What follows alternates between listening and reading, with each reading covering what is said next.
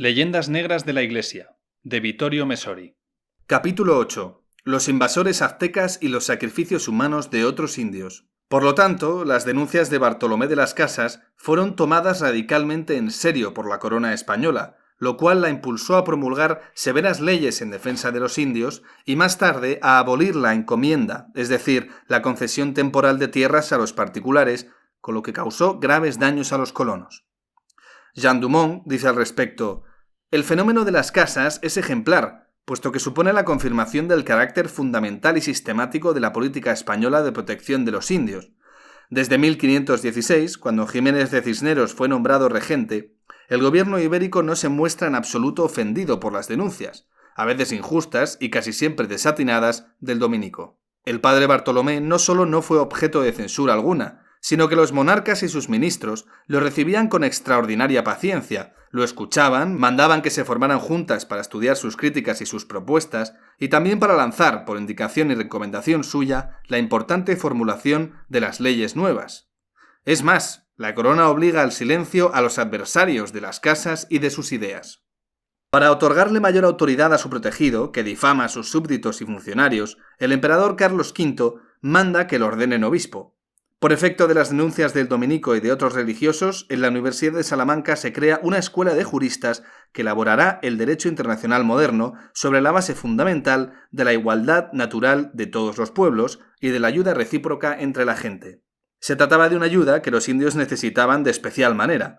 Tal como hemos recordado, y a menudo se olvida, los pueblos de América Central habían caído bajo el terrible dominio de los invasores aztecas, uno de los pueblos más feroces de la historia, con una religión oscura basada en los sacrificios humanos masivos. Durante las ceremonias que todavía se celebraban cuando llegaron los conquistadores para derrotarlos, en las grandes pirámides que servían de altar, se llegaron a sacrificar a los dioses aztecas hasta 80.000 jóvenes de una sola vez. Las guerras se producían por la necesidad de conseguir nuevas víctimas.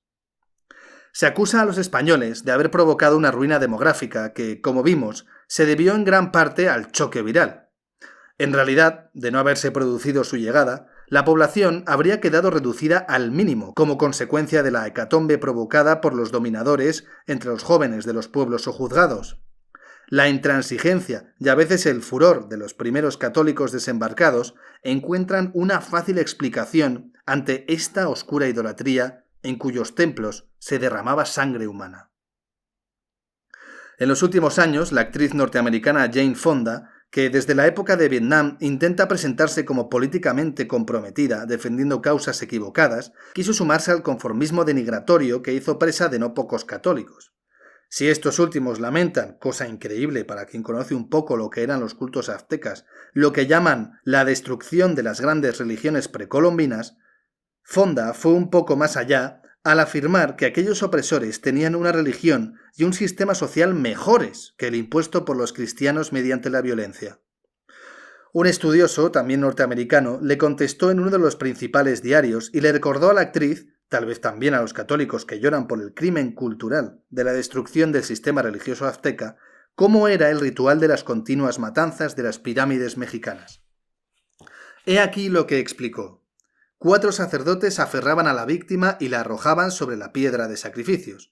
El gran sacerdote le clavaba entonces el cuchillo debajo del pezón izquierdo, le abría la caja torácica y después hurgaba con las manos hasta que conseguía arrancarle el corazón, aún palpitante, para depositarlo en una copa y ofrecérselo a los dioses.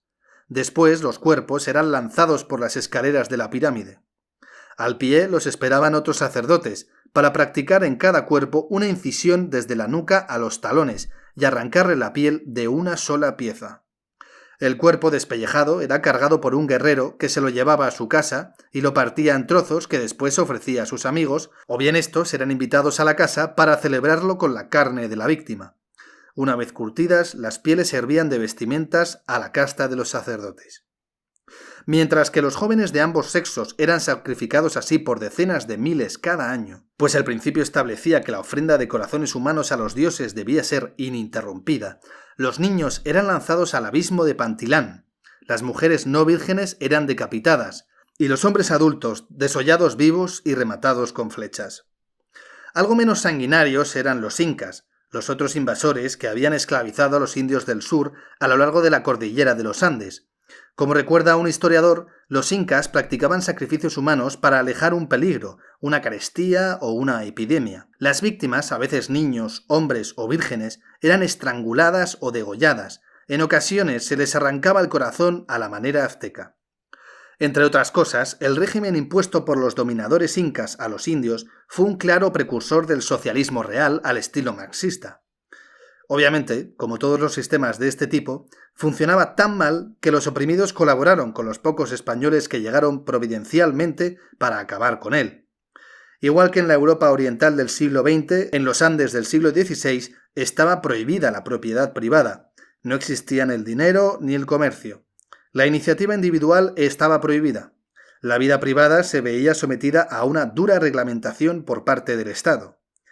Y, a manera de toque ideológico moderno, adelantándose no solo al marxismo sino también al nazismo, el matrimonio era permitido solo si se seguían las leyes eugenésicas del Estado para evitar contaminaciones raciales y asegurar una cría humana racional. Este terrible escenario social, es preciso añadir que en la América precolombina nadie conocía el uso de la rueda, a no ser que fuera para usos religiosos, ni del hierro, ni se sabía utilizar el caballo, que al parecer ya existía a la llegada de los españoles y vivía en algunas zonas en estado bravío, pero los indios no sabían cómo domarlo, ni habían inventado los arreos.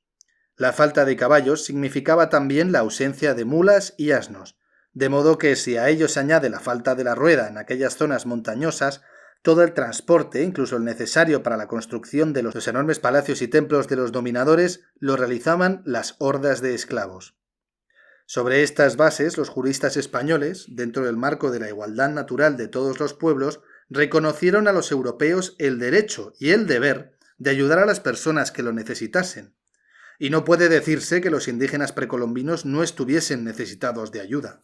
No hay que olvidar que por primera vez en la historia, los europeos se enfrentaban a culturas muy distintas y lejanas. A diferencia de cuanto harían los anglosajones, que se limitarían a exterminar a aquellos extraños que encontraron en el Nuevo Mundo, los ibéricos aceptaron el desafío cultural y religioso con una seriedad que constituye una de sus glorias.